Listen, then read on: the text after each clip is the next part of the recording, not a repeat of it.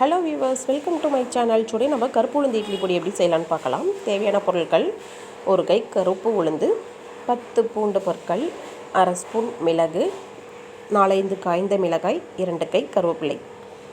கருவேப்பிலை வந்து நல்லா சுத்தம் பண்ணி எடுத்து வச்சுருக்கேன். கருப்பு உளுந்தில் பார்த்திங்கன்னா அதிக சத்துக்கள் இருக்குது. பெண்கள் வந்து கட்டாயம் வாரத்துக்கு 2-3 நாட்கள் ஏதாவது ஒரு விதத்தில் சேர்த்துக்கலாம். கருப்பு உளுந்து கஞ்சியாவோ கூழாவோ ஏதாவது ஒரு விதத்தில் சேர்த்துக்கலாம். வானல் நல்லா சூடாயிடுச்சு. நம்ம எடுத்து வச்சுருக்க கருப்பு உளுந்தை இப்போ ஆட் பண்ணிக்கலாம். களியாவோ ஏதாவது ஒரு விதத்தில் சேர்த்துக்கிட்டே இருக்கலாம். இந்த மாதிரி பொடி செஞ்சு வச்சுக்கிட்டிங்கன்னா டெய்லி கூட நம்ம யூஸ் பண்ணிக்கலாம். சூடான சாதத்தோட ஒரு ஸ்பூன் நெய் அல்லது நல்லெண்ணெய் சேர்த்து மிக்ஸ் பண்ணி சாப்பிட்டா இன்னும் டேஸ்ட் அதிகமாக இருக்கும். நம்ம இட்லி தோசை கூட சாப்பிடவும் சூப்பராக இருக்கும். உளுந்து வந்து நல்லா வாசனை வர வரைக்கும் வறுத்துக்கலாம். நிறம் மாறி வாசனை வரணும்.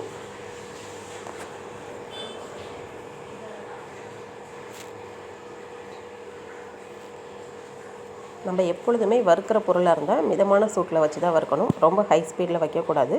அப்புறம் ரொம்ப தீஞ்ச வாசனை அடிக்கும்.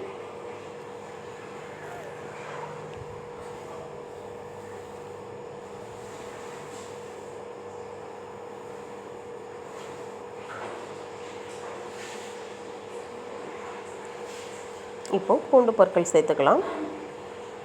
உங்களுக்கு விருப்பப்படுற அளவுக்கு சேர்த்துக்கோங்க.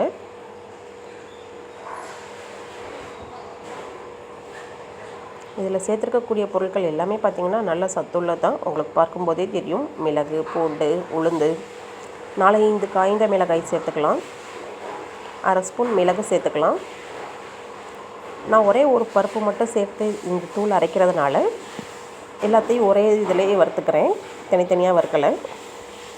நீங்கள் விருப்பப்பட்டால் தனித்தனியாக கூட வறுத்துக்கலாம். கருவேப்பிலை தனியாக, உளுந்து தனியாக வறுத்துக்கலாம்.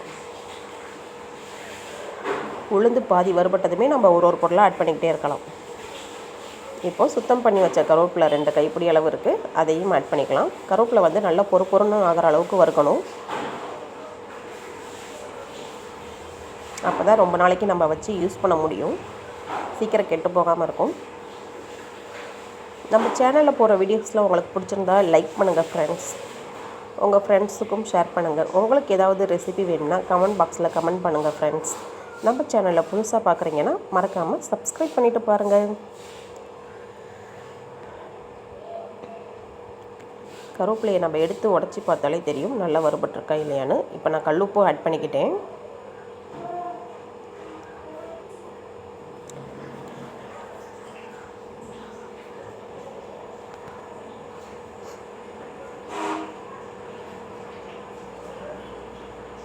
மிதமான சூட்டிலே வச்சு வறுக்கும்போது தான் நமக்கு அந்த வாசனை நல்லா தெரியும். கருவேப்பிலை இன்னும் வறுபடலை. இன்னும் கொஞ்சம் நேரம் இருக்கட்டும். இப்போ எடுத்து பார்க்கலாம். இங்கே பாருங்கள், நல்லா உடையுது பார்த்திங்களா? இந்த அளவுக்கு வறுக்கணும். அடுப்பு ஆஃப் பண்ணிட்டு நல்லா ஆற வச்சுட்டு மிக்ஸி ஜாரில் சேர்த்துக்கலாம். மிக்ஸி ஜாரில் சேர்த்ததும் ஒரு அரை ஸ்பூன் பெருங்காயத்தூள் ஆட் பண்ணிக்கலாம்.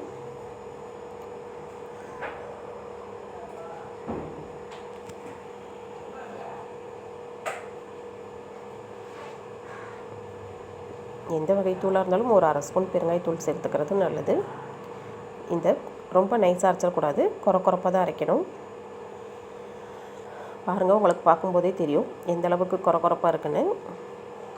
இந்த அளவுக்கு கொரப்பாக அரைச்சி ஒரு டப்பாவில் ஸ்டோர் பண்ணி வச்சுக்கிட்டிங்கன்னா 6 மாதம் வரைக்கும் சூப்பராக இருக்கும்.